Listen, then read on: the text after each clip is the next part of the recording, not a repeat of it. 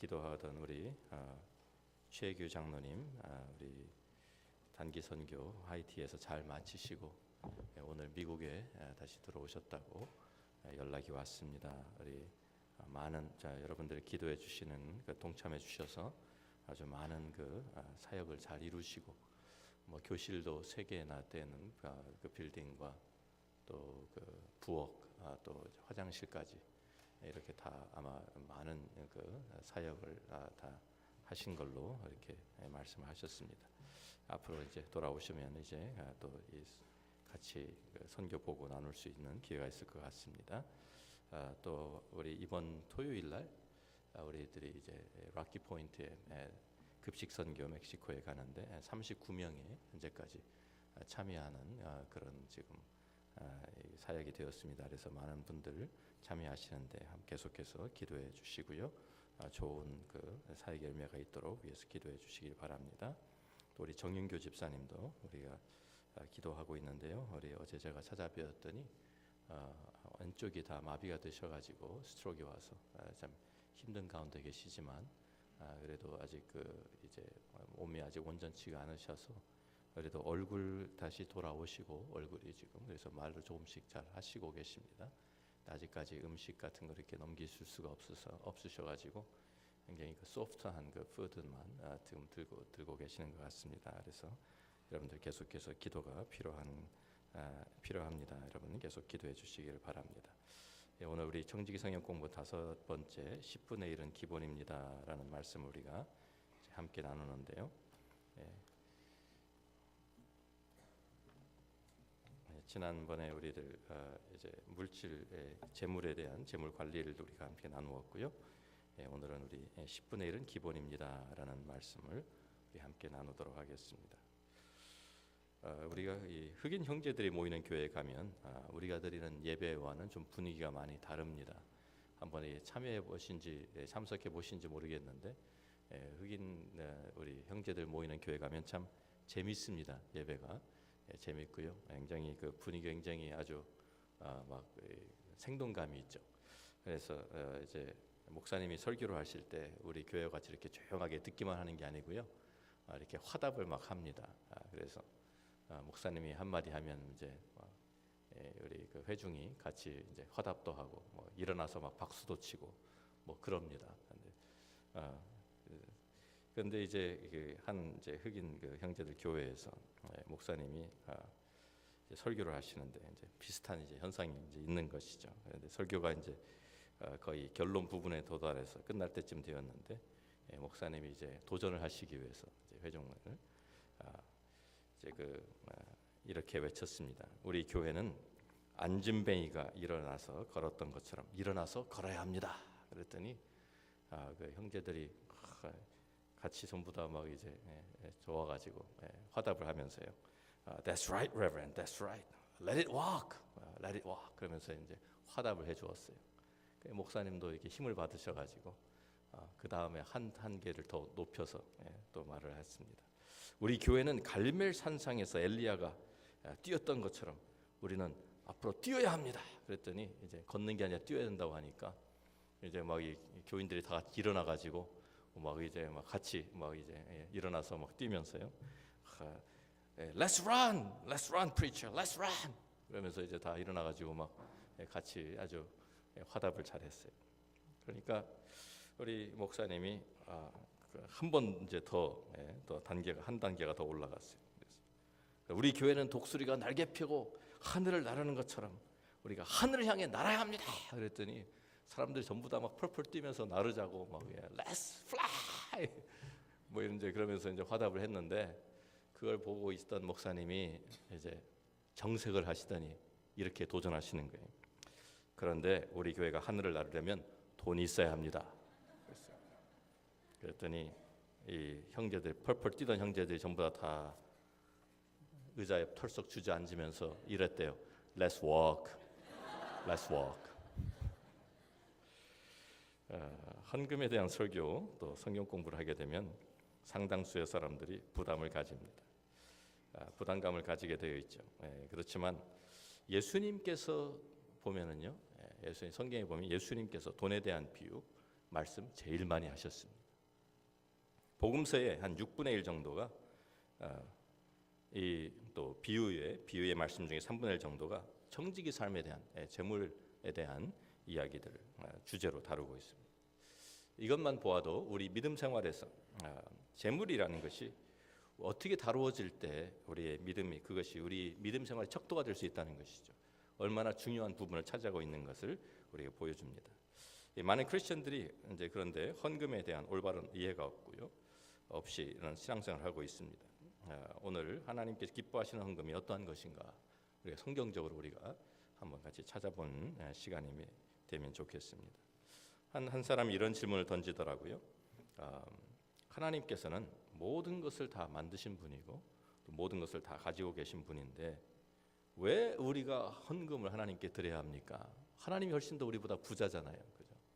근데 왜 우리가 하나님께 드려야 돼? 하나님 우리를 주셔야지. 그래서 헌금을 왜 드려야 되냐? 이런 질문을 하신 분이 있었어요. 자, 그러면 어떻게 대답을 하시겠습니까? 이런 질문이 성역 공부하다 실제로 나온 질문입니다. 황당한 질문이죠. 근데 하나님 앞에 우리가 왜 헌금을 드려야 하는가? 하나님은 부족하신 것이 있어요? 없잖아요. 하나님 부족하신 것이 없어요. 하나님 모든 것을 다 가지고 계신 분이에요. 그런데 우리가 왜 또 하나님께 드려야 되느냐? 그런 이제 질문을 하는 분이 있었어요. 자, 근데 이 청지기 원리를 이해를 하지 못하고 헌금이 무엇인지 잘못 이해를 하면 이런 질문이 나오는 것입니다. 그러니까 우리가 질문 자체가 잘못되었습니다.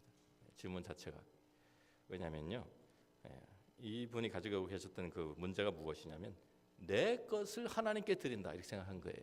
내 것을 헌금이라는 것을 내 것이 내가 가지고 있는 것 이것은 내 것인데 이것을 하나님께 드린다. 그러니까 아까운 것이죠. 그러니까 헌금하기 어려운 거예요. 자, 내 것을 가지고 하나님께 드리는 것이 아니라 헌금이라는 것은 하나님의 것을 청지기 원리가 그것이죠. 내 것이 아니라 다 누구 것입니까? 하나님의 것입니다.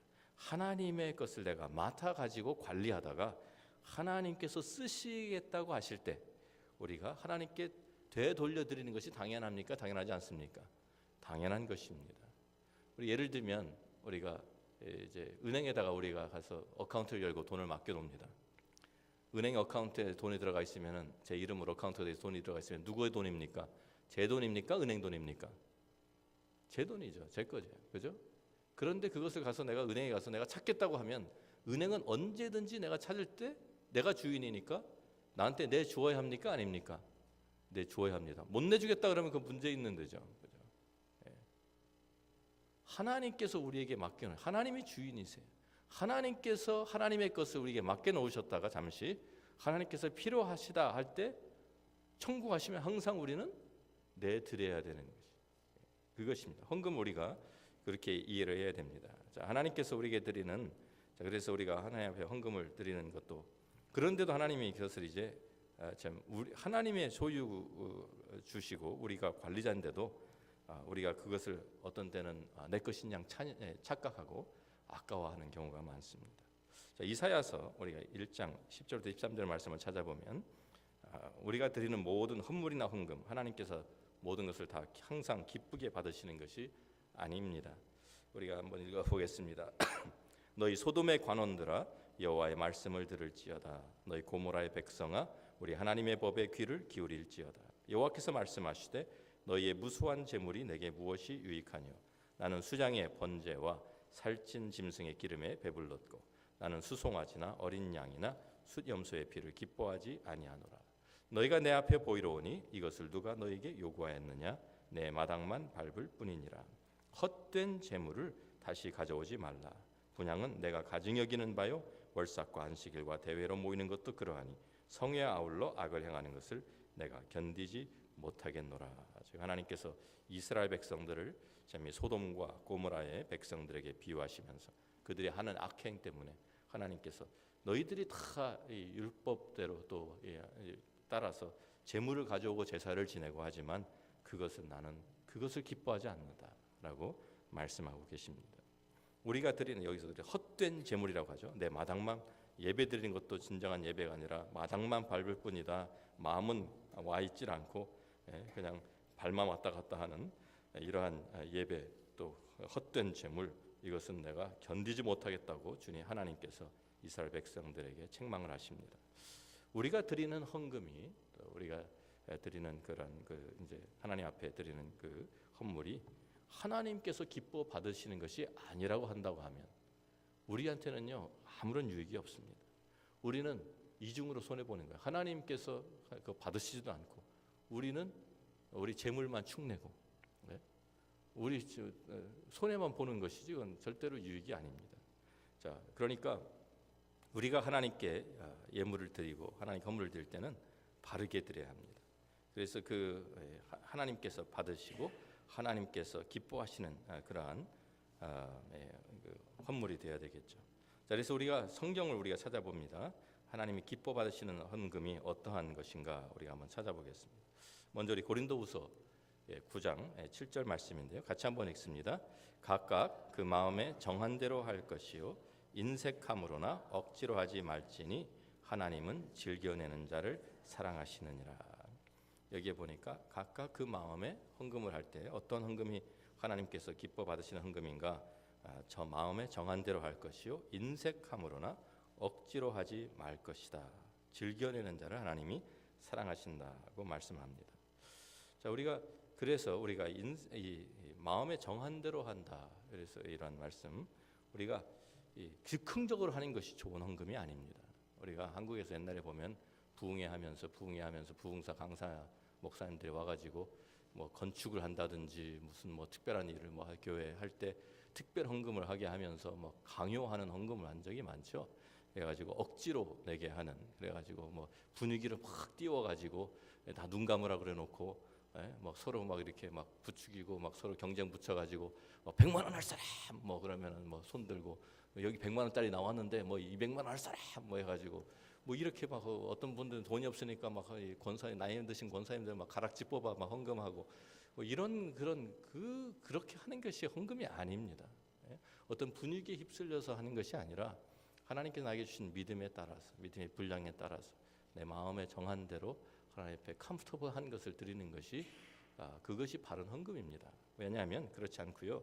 우리가 내고 나서 나중에 집에 와서 후회하는 경우가 많아요. 그죠?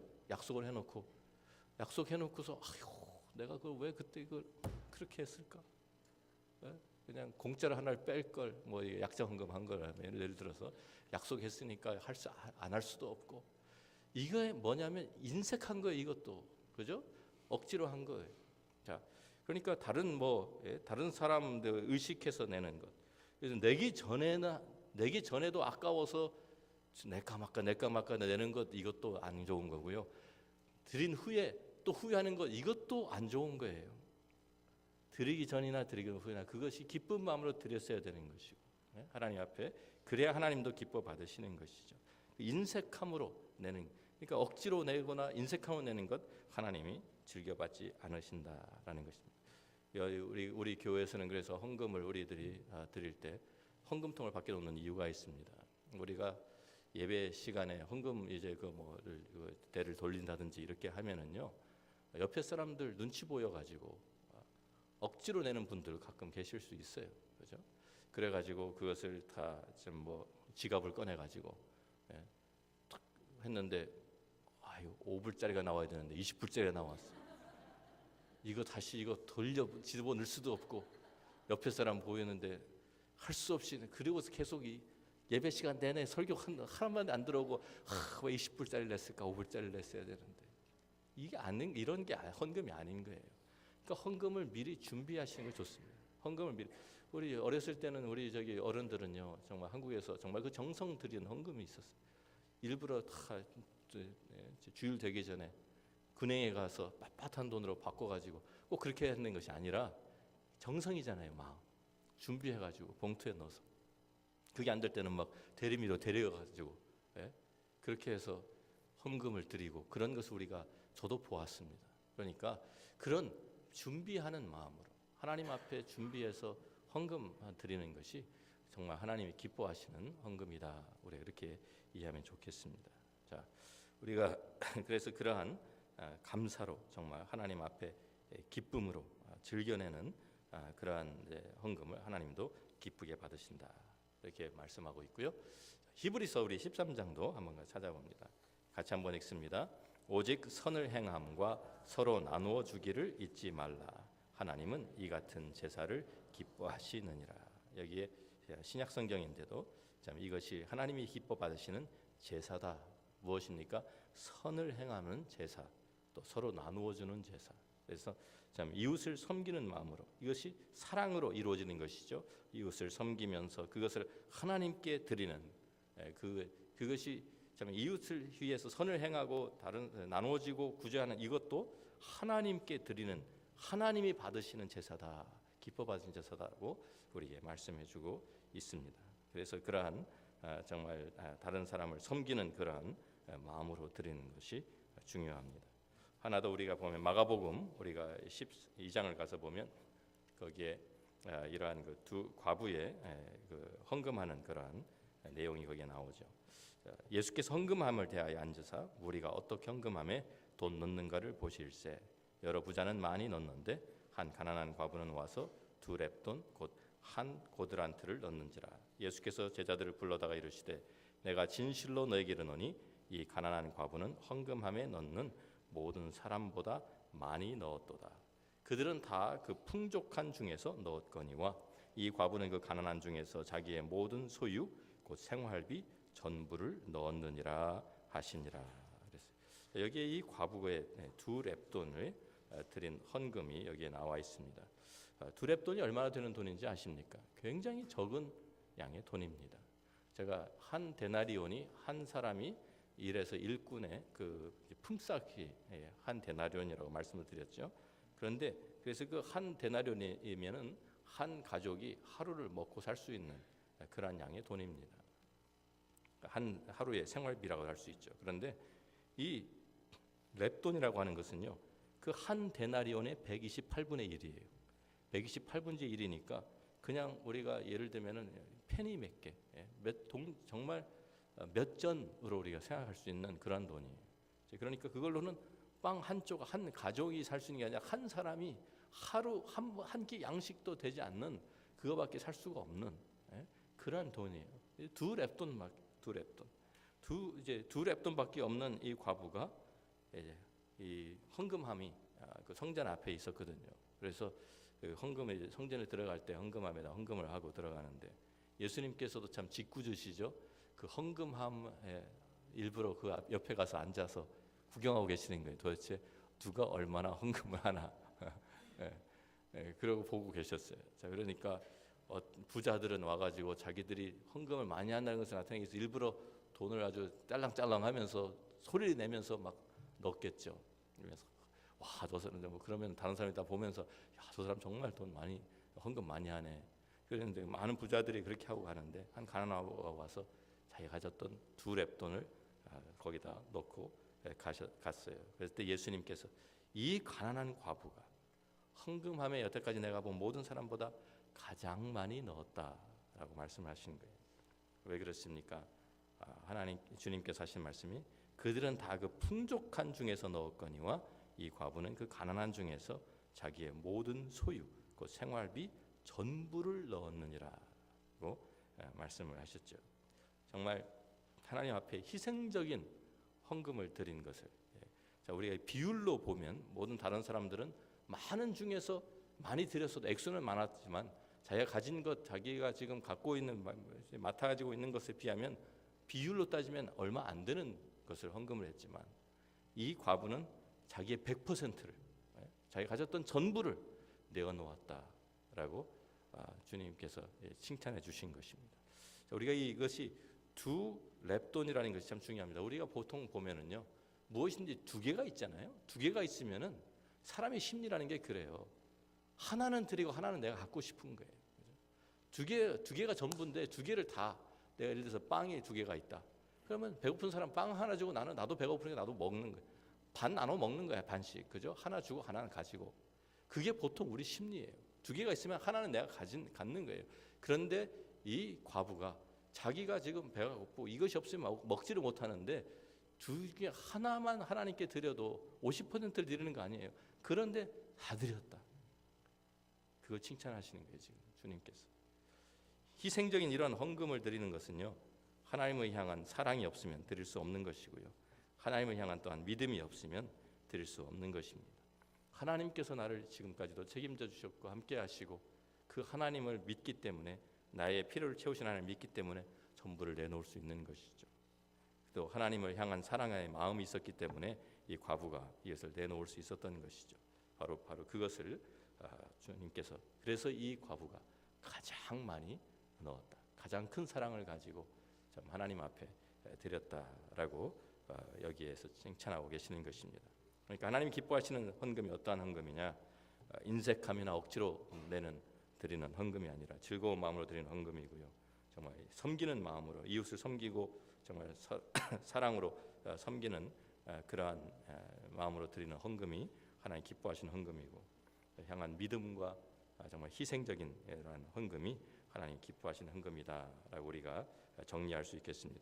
자, 그런데 우리들이 하나님께, 성도들이 하나님께 올바른 헌금을 드리는 것도, 올바른 자세로 헌금을 드리는 것도 중요한 것이지만, 또한 교회도 성도들의 그 헌금을 우리가 어떻게 사용하느냐, 올바른 용도로 사용하는 것이 우리 교회가 또한 감당해야 될 책임인 줄로 믿습니다. 우리의 성경에 우리가 나타난 헌금이 어떻게 사용돼야 되는지 올바른 용도를 먼저 좀 찾아보겠습니다. 민수기 18장을 우리가 가서 보면, 민수기 18장 21절 말씀부터 이런 말씀이 있습니다.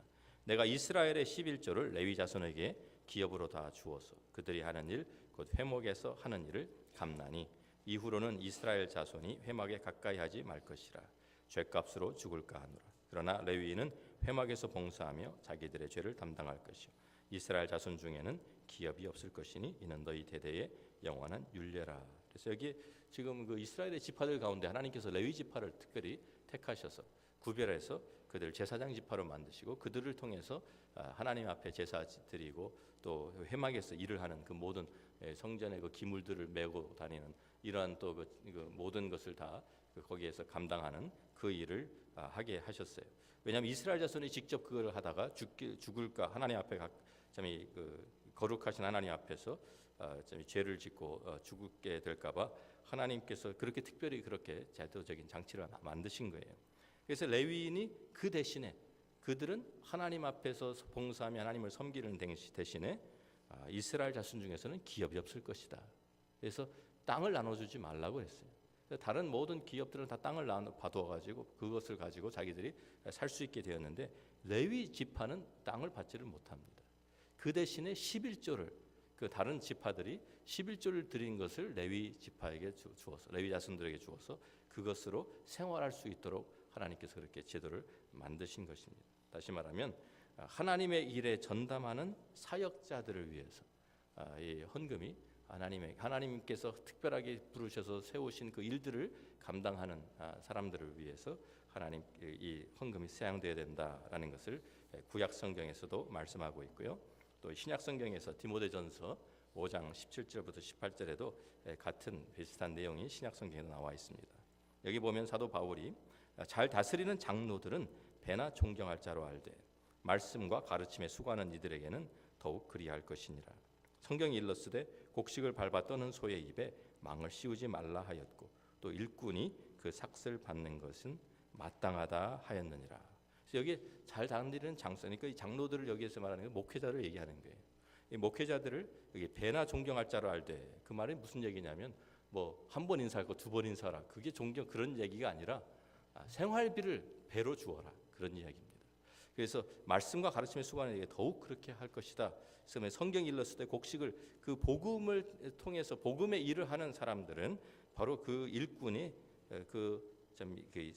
이 곡식을 밟아 떠는 소의 입에 망을 씌우지 않는 것처럼, 율법에 나오는 말이죠. 그런 것처럼 일꾼이 그 삭슬을 받는 것이 마땅하다 하셨기 때문에 복음으로 인해서 살게 하셨다라고 성경이 우리에게 가르쳐주고 있습니다. 그러니까 구약 성경에서는 레위인, 신약 성경에서는 목회자와 같이 하나님의 일을 전념하는, 전담하고 있는 그 사역자들을 위해서 헌금이, 성도들의 헌금이 먼저 사용되어진다라고 성경이 우리에게 말씀하고 있는 것입니다.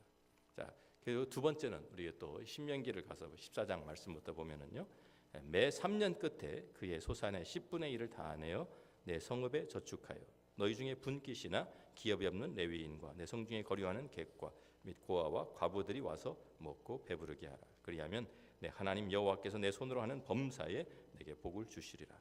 그래서 그 11조 외에 또 3년마다 드리는 11조가 있었어요. 그 11조는 저축해 두었다가 무엇을 위해서 드리냐면 그 지방별로 고아, 과부, 또 레위인, 또 이제 또 여기에 있는 객들, 이제 나그네들 이러한 사람들을, 그러니까 그 다른 생활할 수 있는 방법이 없는 사람들을 위한 구제를 하는 거예요. 구제하라는 것이죠. 그래서 그 같은 그 안에 지경 안에 있는 모든 그 필요한 사람들에게 그것을 구제하고 그 베푸르라라고 말씀하고 있는 것입니다. 그러니까 헌금의 두 번째 용도가 참 우리 주위에 있는 사람들을 구제하는, 우리 특별히 같은 믿음의 형제들의 구제를 위해서 사용되어야 된다라는 것을 우리가 알 수가 있습니다. 신약 성경에서도 사도행전에 보면 사도행전 4장 32절 말씀부터 보면 믿는 무리가 한 마음과 한 뜻이 되어 모든 물건을 서로 통용하고 자기 재물을 조금이라도 자기 것이라 하는 이가 하나도 없더라. 사도들이 큰 권능으로 주 예수의 부활을 증언하니 무리가 큰 은혜를 받아 그 중에 가난한 사람이 없으니 이는 밭과 집 있는 자는 팔아 그 판 것의 값을 가져다가 사도들의 발 앞에 두매 그들이 각 사람의 필요를 따라 나누어 줌이라 그랬습니다. 그 여기에 우리가 알고 보는 것처럼 참 이 초대교회 모든 그 사람들이 다 한 가족이 되어 가지고 서로 내 것을 따지지 아니하고 나누어 통용했다. 그러면서 그래서 그 중에 가난한 사람이 없었다. 왜냐하면 모든 사람들의 필요가 다 채워졌기 때문에. 그래서 그 우리가 아는 대로 또한 사도행전 6장에 가서 보면 거기에 그 7 집사를 처음에 택해서 그들에게 구제하는 일을 전담하게 하는 것, 우리가 과부들을 구제하는 이런 일들 하는 것을 우리가 알 수 있습니다. 그래서 교회 안에 형제들과 또 필요한 사람들에게 구제하는 것이 헌금에 쓰여지는 바른 용도입니다. 우리가 또 이 빌립보서를 4장에 가서 보면 세 번째로 우리가 또 헌금이 사용되어져야 되는 것이 무엇이냐면 여기에 빌립보 사람들아 너희도 알거니와 복음의 시초에 내가 마게도냐를 떠날 때에 주고받는 내 일에 참여한 교회가 너희 외에 아무도 없었느니라. 데살로니가 있을 때에도 너희가 한 번뿐 아니라 두 번이나 나의 쓸 것을 보내었도다. 내가 선물을 구함이 아니요 오직 너희에게 유익하도록 풍성한 열매를 구함이라. 내게는 모든 것이 있고 또 풍부한지라. 에바브로디도 편에 너희가 준 것을 받음으로 내가 풍족하니 이는 받으실 만한 향기로운 제물이요 하나님을 기쁘시게 한 것이라 그랬어요.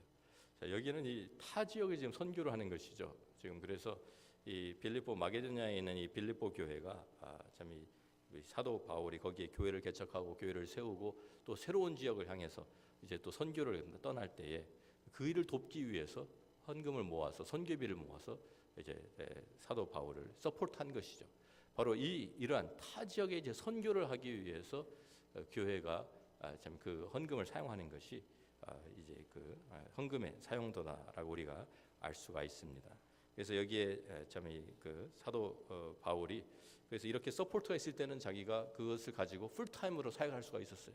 그런데 서포트가 들어오지 않으면 자기 자비량으로 해야 되니까 천막 짓는 것을 이제 감당하면서 수고하면서 그러니까 시간이 아무래도 전담할 수가 없게 되겠죠.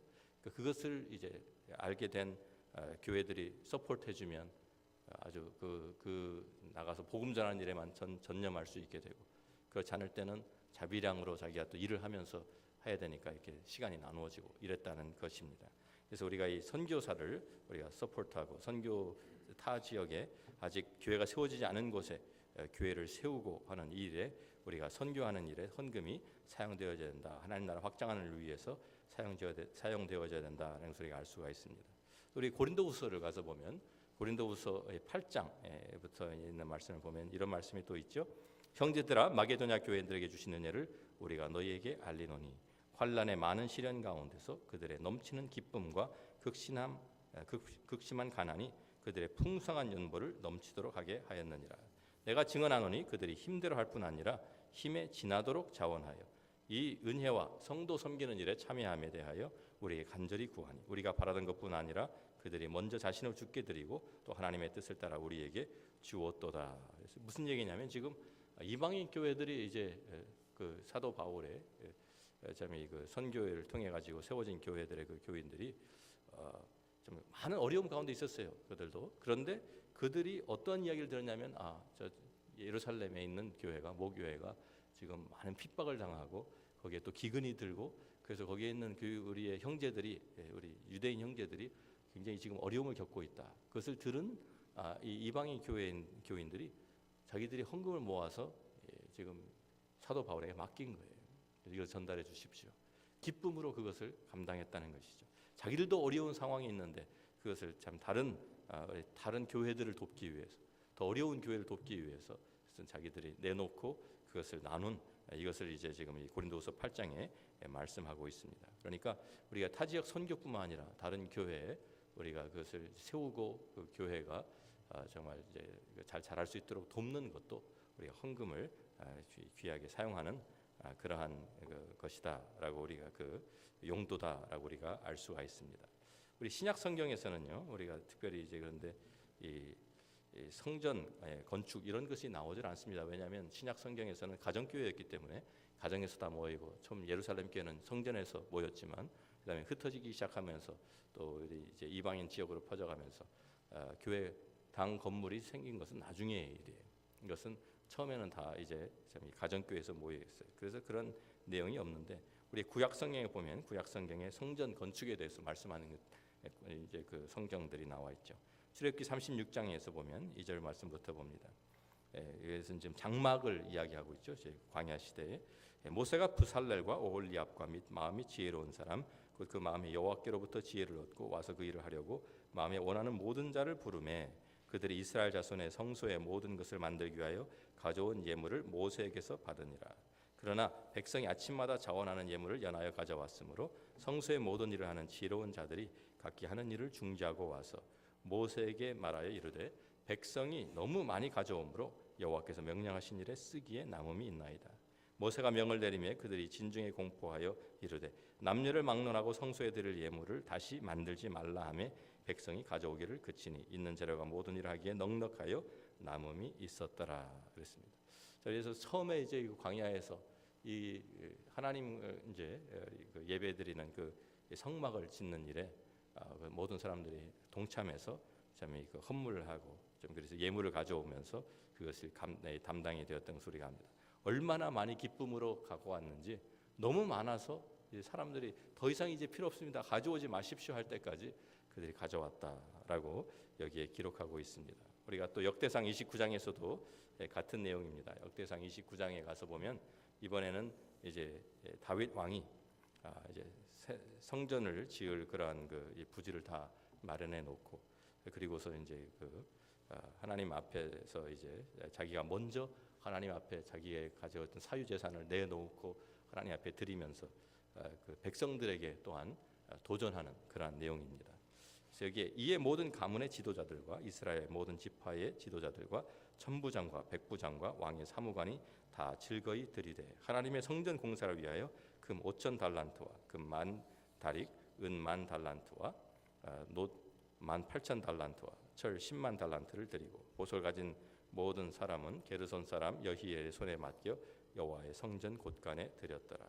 백성들은 자원하여 드렸으므로 기뻐하였으니 곧 그들이 성심으로 여호와께 자원하여 드렸으므로 다윗 왕도 심히 기뻐하니라라고 말씀하고 있습니다. 그래서 여기에 우리가 알 수 있는 것처럼 구약 성경에 있는 말씀처럼 우리가 예배를 드리기 위한 장소가 그것을 우리가 필요할 때 사역을 위한 우리가 장소 또 건물 이것이 우리가 필요할 때 이것을 대여하든지 우리가 그것을 이제 짓든지 이러한 것을 위해서 헌금이 사용되어진다라는 것을 우리가 알 수가 있습니다.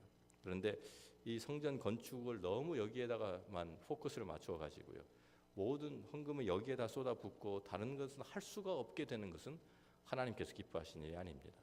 우리 어떤 때는 보면은 뭐 너무 이 성전 건축에만 우리가 그 성전을 너무 막 그냥 분에 넘치도록 화려하고 웅장하게 막 해가지고 그래가지고 거기에 다른 사역들 선교도 못하고 뭐 다른 뭐 그 사역도 하나도 못하면서 여기에만 그냥 막 다 쏟아붓는 이것은요 절대로 우리들이 해서는 안 되는 성경적이 아닌 그런 것입니다. 다른 사역들이 더 중요한 거예요, 사실. 건물 자체가 교회가 처음에 우리가 성경 공부하면서 교회가 건물입니까? 아니잖아요. 교회는요 우리가 예수 믿는 사람들이 무리들이 모여서 함께 예배드리고 우리들이 하나님을 함께 찬양하고 섬기는 우리가 교회예요. 그런데 그 교회가 우리가 모이기 위해서 건물이 필요한 것은 사역을 하기 위해서 필요한 건물이 장소가 공간이 있어야 되는 것은 확실하지만 거기에 초점을 맞추어 가지고 그것이 전부인 양 그렇게 되면 안 된다는 것이죠. 여기에 무슨 이것은 구약 성경처럼 여기 하나님의 성전이다 뭐 이런 식으로 생각을 하면 안 돼요.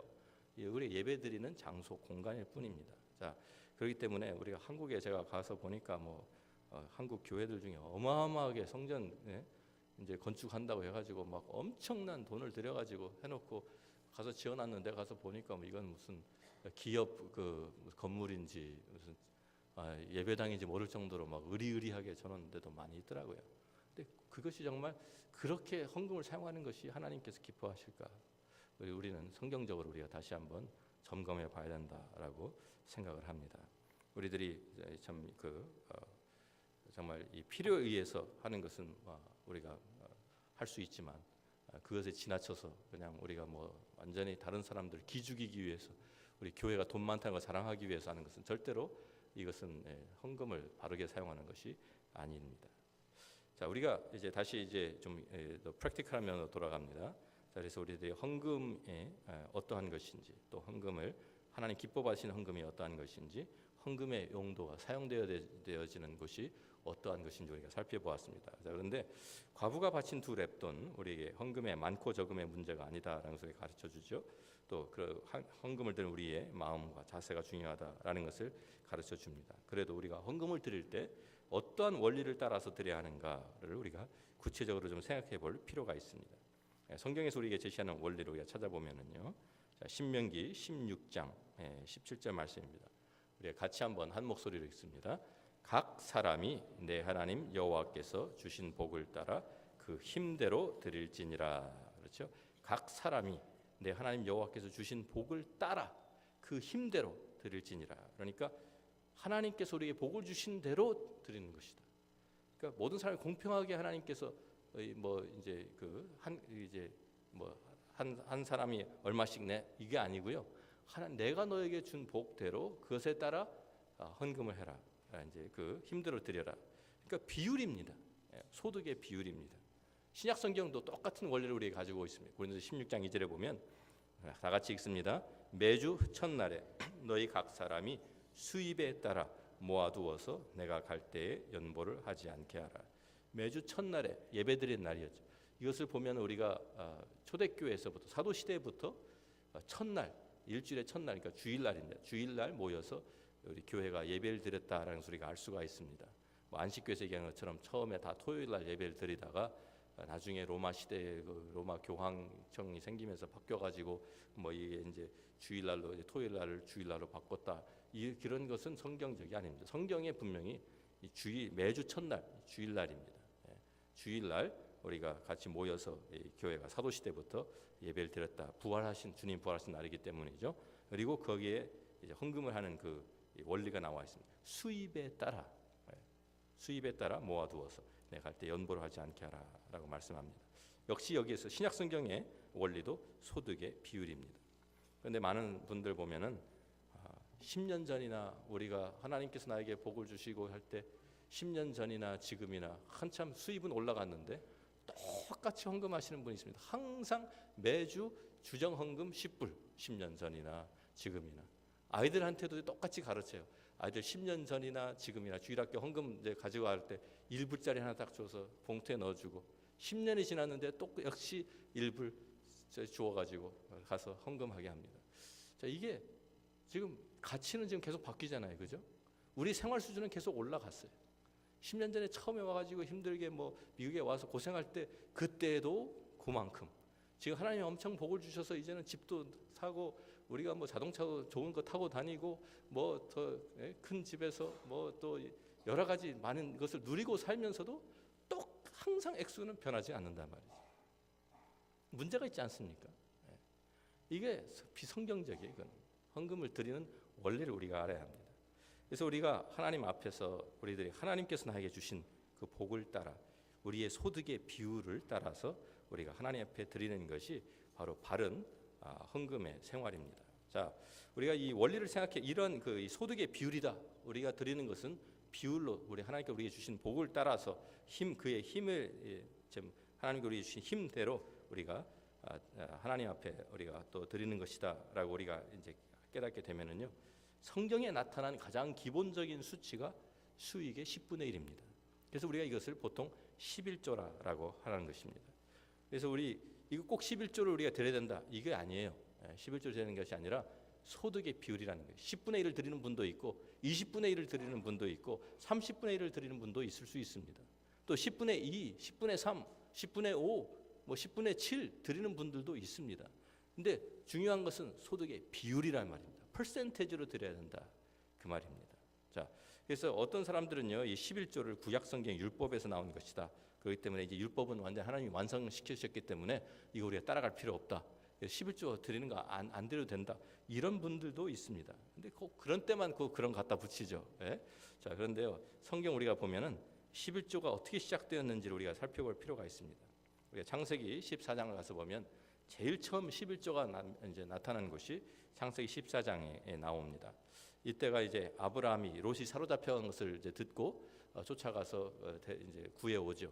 그랬을 때 여기에 이제 모든 그 왕들, 그돌라오멜, 그에 함께한 왕들을 아브라함이 쳐부수고 돌아올 때에 소돔 왕이 사회 골짜기 곧 왕의 골짜기로 나와 그를 영접하였고, 살렘 왕 멜기세덱이 떡과 포도주를 가지고 나왔으니 그는 지극히 높으신 하나님의 제사장이었더라.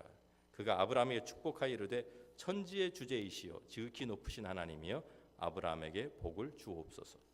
너희 대적을 내 손에 붙이신 지극히 높으신 하나님을 찬송할지로다 하며 아브라함이 그 얻은 것에서 10분의 1을 멜기세덱에게 주었더라.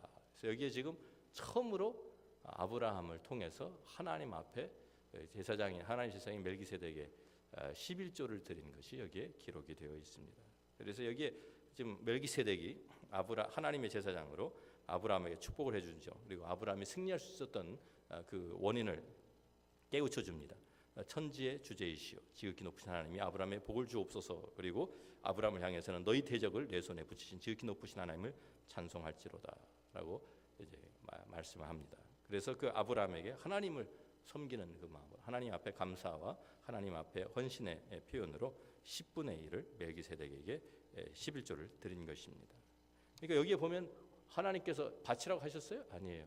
아브라함이 자원해서 하나님 앞에 11조를 드린 것입니다. 11조의 첫 시작은요, 율법적으로 하나님이 법을 만들어서 11조를 바치라, 무슨 어떤 분들은 이것이 무슨 뭐 구약 성경의 텍스 시스템이었다, 뭐 이런 분들도 있는데 신정 시대에만 적용되는 것이 아닙니다.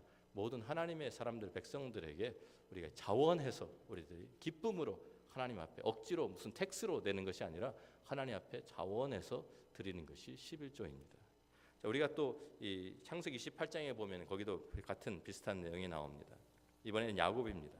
야곱이 서원하여 이르되 하나님이 나와 함께 계셔서, 지금 어떤 얘기입니까? 야곱이 지금 누구의 에서를 피해가지고, 에서가 자기를 죽이려고 하니까 에서의 복을 가로챘잖아요.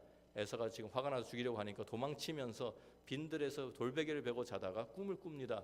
꿈에 하나님께서 나타나셔가지고 사닥다리가 지금 땅의 하늘에 닿았는데 그 사닥다리 위에서 하나님께서 약속해 주시죠. 내가 너와 함께 해주겠다. 내가 너를 통해서 이루고자 하는 것을 다 이루기까지 내가 너를 떠나지도 않고 버리지도 않을 것이다.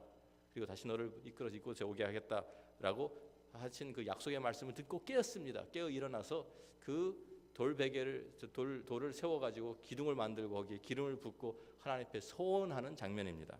야곱이 서원하여 이르되 하나님이 나와 함께 계셔서 내가 가는 이 길에서 나를 지키시고 먹을 떡과 입을 옷을 주시어 내가 평안히 아버지 집으로 돌아가게 하시오면 여호와께서 나의 하나님이 되실 것이요 내가 기둥으로 세운 이 돌이 하나님의 집이 될 것이요 하나님께서 내게 주신 모든 것에서 10분의 1을 내가 반드시 하나님께 드리겠나이다 하였다. 여기서도 누가 먼저 이것을 자원한 것입니까? 야곱이 자원한 것입니다. 야곱이 자원해서 하나님 앞에 내가 하나님 앞에 11조를 드리겠습니다라고 서원한 것이지, 어떠한 법으로 하나님께서 내가 너한테 이렇게 줄 테니까 너는 나한테 11조 바쳐야 돼, 이것이 아니었습니다. 우리가 기쁨으로 자원하는 심령으로 하나님 앞에 헌신하는 마음으로 드린 것입니다. 자, 그래서 예수님께서 이것을 이제 바리새인들이 신약 시대, 예수님 시대에 참 이거 율법적으로만 이것을 하고 있으니까 예수님께서 하신 말씀이 누가복음 11장에 기록되어 있죠. 누가복음 11장 42절에 보면 화 있을진저 너희 바리새인이여 너희가 박하와 운향과 모든 채소의 11조는 들이되 공의와 하나님께 대한 사랑은 버리는도다. 그러나 이것도 행하고 저것도 버리지 말아야 할지니라 그러셨어요. 무슨 말이냐면 지금 바리새인들은 지금 율법을 지키는 데는 철저합니다. 그리고 그 모든 것을 외적으로는 다 했는데 그 마음에 하나님을 향한 사랑도 없었고 하나님을 향한 참 그 헌신도 없었어요. 그러면서도 그냥 11조를 외향적으로 11조를 드리는 것 이건 철저하게 지금 따져가지고 지킨 거예요. 그런데 하나님 예수님께서 바로 그것을 지적하신 것이죠. 너희가 외형적으로는 다 갖춘 것처럼 보이지만 너희 안에 공의도 없고 하나님에 대한 사랑도 없다. 그런데 이것도 행하고 저것도 버리지 말아야지. 무슨 말씀이에요? 안에 있는 사랑과 공의 이것도 가지고 있어야 되지만 동시에 외형적으로 그것을 표현하는 방법도 버리지 말라. 그러니까 우리가 어떤 분들은 그냥 외형적인 어떤 이런 어떤 형식은 다 필요 없다. 그렇게 하시는 분들 그렇지 않아요. 표현을 하기 위해서는 우리가 가진 사랑과 헌신을 표현하기 위해서는 이 형식이 또 있어야 되는 거예요. 그래서 우리가 이 하나님 주님께서 이것을 우리에게 말씀해 주시면서 그러한 우리에게 이것이 두 개가 다 필요하다라는 것을 우리에게 분명히 말씀해 주시죠. 자, 우리가 온전한 11조를 드리는 것이 그래서 필요한데요. 온전한 11조가 그러니까 어떤 액수를 이야기하는 것이 아닙니다. 액수를 정확하게 계산해 가지고 우리 어떤 분들은 뭐 제가 전에 섬기던 교회에서는 그런 분들도 있더라고요. 뭐 연말에 다 정산해 가지고 막 그 소수점까지 계산해 가지고 혹시 틀릴까 봐 그래서 몇 불 몇 전까지 다 맞춰 가지고 그래서 이제 그 11조 드린다고 보내오신 분들이 있어요. 그렇게 하라는 얘기가 아니에요. 온전한 11조 거기서 뭐 몇 전 깎아 먹었다고 하나님께서 뭐 화를 내시 안 받아 그러실까요? 아니면 거기서 좀 더 계산이 더 됐다고 다시 되돌려 주실까요? 그런 게 아니잖아요. 지금 그런 얘기 하는 게 아니에요. 온전한 11조라는 것은 우리 안에 그 11조와 함께 하는 우리 안에 마음에 하나님을 향한 마음, 사랑 이것이 담겨 있느냐 그것이 더 중요한 것입니다. 그래서 왜 우리가 11조를 하나님께 드리는 것을 아는 것이 사실은 더 중요합니다. 아브라함, 야곱 자원해서 하나님 앞에 11조를 드렸는데 그 11조를 드리는 의미가 무엇일까요? 우리가 지난번에 우리 시간에 대해서 우리 시간 관리를 얘기하면서 안식일의 개념을 말씀드렸습니다. 우리 안식일을 지키는 이유가 무엇입니까? 안식일이 하루 동안 그 하루 동안 하나님께 집중하면서 모든 것에 주님 것이 창조의 하나님이 창조의 주인이신 하나님이십니다. 하나님의 우리의 주인이십니다. 모든 그것을 이제 우리가 인정하면서 우리 안식일을 지키는 것처럼 그죠? 그 안식일을 우리가 개념이 그런 것처럼 11조도 마찬가지예요. 모든 복의 근원이 하나님이십니다라는 것을 인정을 하는 것입니다. 내가 지금 가지고 누리는 건 내가 지금 우리가 사용하는 모든 것이 다 하나님께서 나에게 주신 것입니다. 이 모든 것의 주인은 하나님이십니다. 그래서 하나님의 그 주권을 인정하면서 나는 하나님의 종입니다라는 것을 우리들이 확인하는 것이 예배고요. 그것을 통해서 우리가 또한 11조를 드리면서 그 모든 나에게 주신 것이 하나님께서 나에게 주신 것입니다. 청지기의 삶을 우리가 확인하면서 드리는 것이 11조라 그 말입니다. 자, 그런데 많은 분들이 10의 1조만 드리면 자, 나는 온전하게 그렇게 11조를 드리는 11조 생활합니다. 그러면은요 온전한 11조 그것을 드렸다라고 생각하는 분들이 많아요. 그런데 그것이 아닙니다.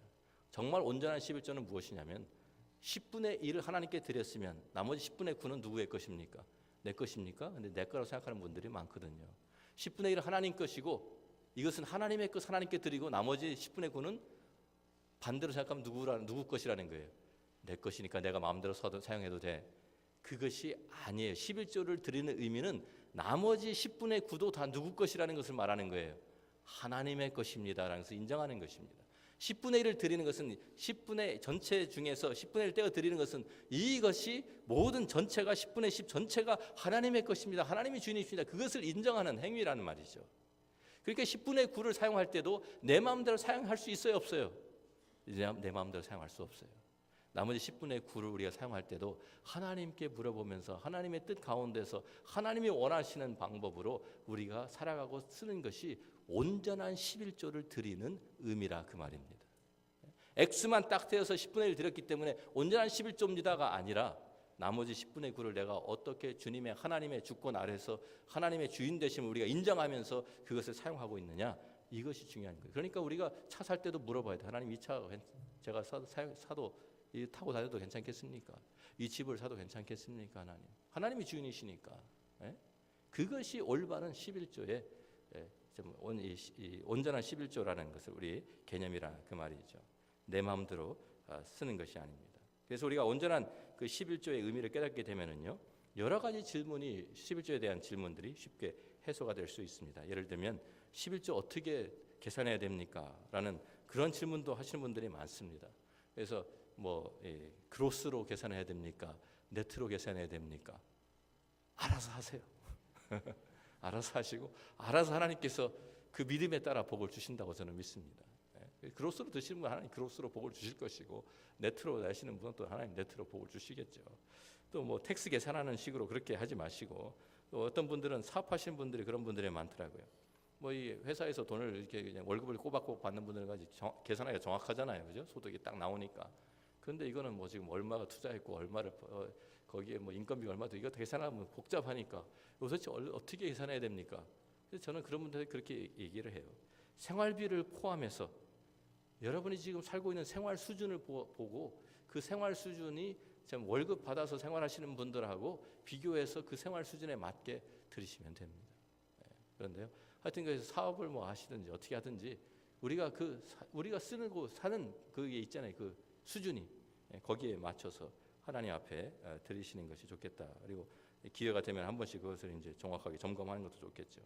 자, 중요한 것은 하나님께서 주인이시다라는 것을 우리가 인정하면서 11조를 드리는 겁니다. 그래서 우리가 하나님 앞에 우리가 청지기 원리를 이제 깨닫고 기쁜 마음으로 드리면은요, 이제 그때 우리가 시작하면은 10분의 1이 아니라 10분의 2를 드릴 수도 있고 10분의 3을 드릴 수도 있는 것입니다. 그렇게 되기를 주의 이름으로 축원합니다. 하나님께서 우리가 이 청지기 원리를 깨닫고 기쁜 마음으로 하나님 앞에 우리를 드리기 시작하면은요, 하나님께서 우리에게 더 큰 것으로 맡기실까요? 맡기지 아니하실까요? 맡기십니다. 왜냐하면 이런 거나 마찬가지예요. 우리가 예를 들어서 10,000불을 투자할 돈이 있었다고 생각해 보세요. 그래서 내가 어떤 브로커한테, 스탁 브로커한테 이것을 이제 맡겨가지고 이것을 내가 관리를 해달라고 맡기면 그 사람이 1년 동안 잘해가지고 20%를 이상을 이익을 남겼다. 그래서 10,000불을 줬는데 나중에 보니까 12,000불이 되었다. 그럼 그 사람 일을 잘하는 거예요, 안 하는 거예요? 잘했죠. 그러면 그 사람한테 그 다음에 또 더 많이 맡길까요, 안 맡길까요? 더 많이 맡기죠. 내 것을 가지고 관리를 잘 해주었으니까. 자, 하나님께서 똑같아요. 하나님께서 우리에게 그 자원을 맡기셨어요.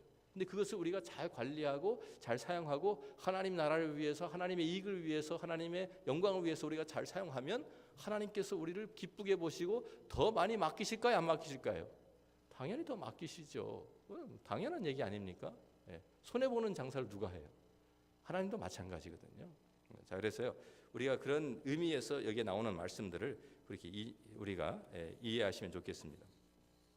여기 있는 말씀들을 우리가 11조 드리니까 하나님께서 나에게 복을 주셨다 그래가지고 무슨 그런 그 차원에서 내가 그냥 복 받는 하나의 방법으로만 생각하시지 말고 하나님 나라의 일을 위한 것으로 투자하는 것으로 이해하시면 좋겠습니다. 자, 잠언서 3장 9절부터 10절 말씀을 같이 한번 읽습니다. 내 재물과 내 소산물에 처음 익은 열매로 여호와를 공경하라. 그리하면 내 창고가 가득히 차고 내 포도즙 틀에 새 포도즙이 넘치리라. 믿습니까?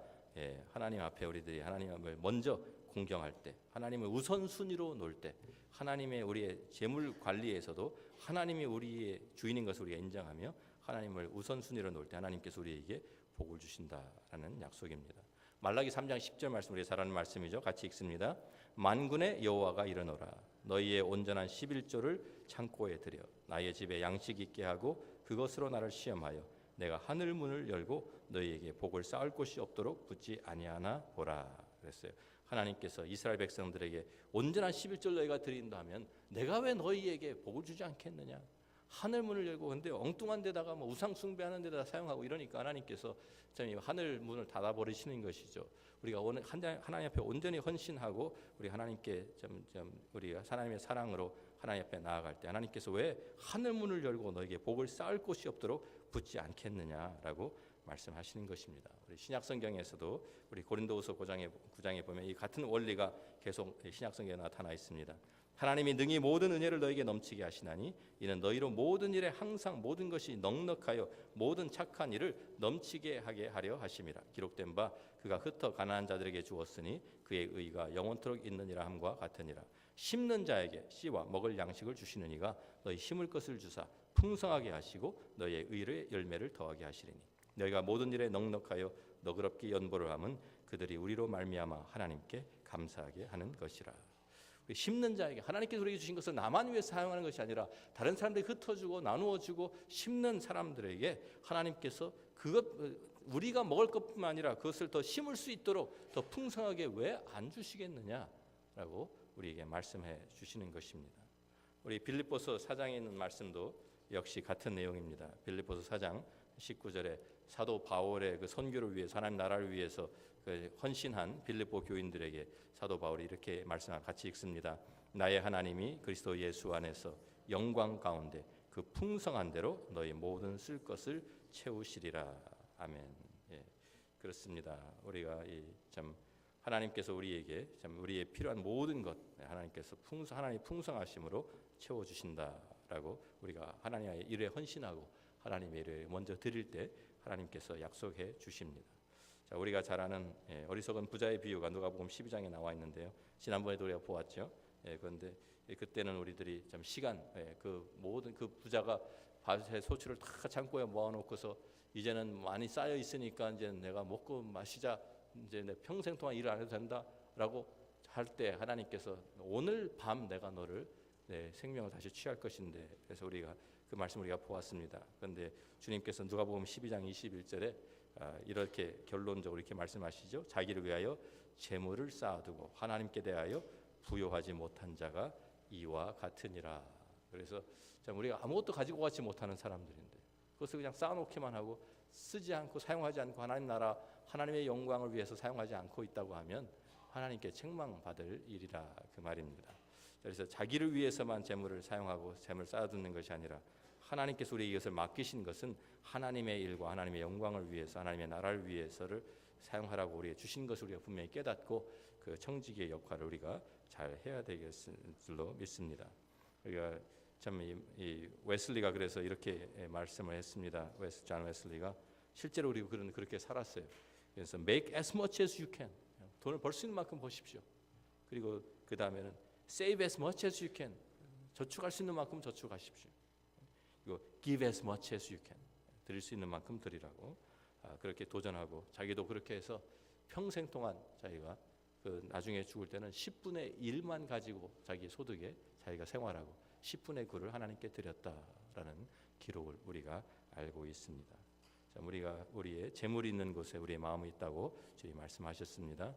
우리들이 재물을 온전히 관리하면서 하나님 앞에 정말 충성된 청지기의 삶을 살아가게 되기를 주의 이름으로 축원합니다.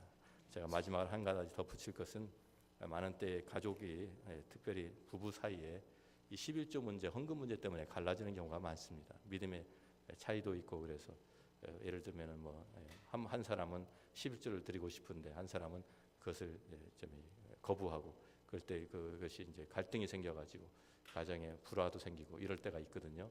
저는 그럴 때 믿음이 있는 분이 양보하셔야 된다고 저는 생각을 합니다. 그래서 그분이 기다려줘야 돼요.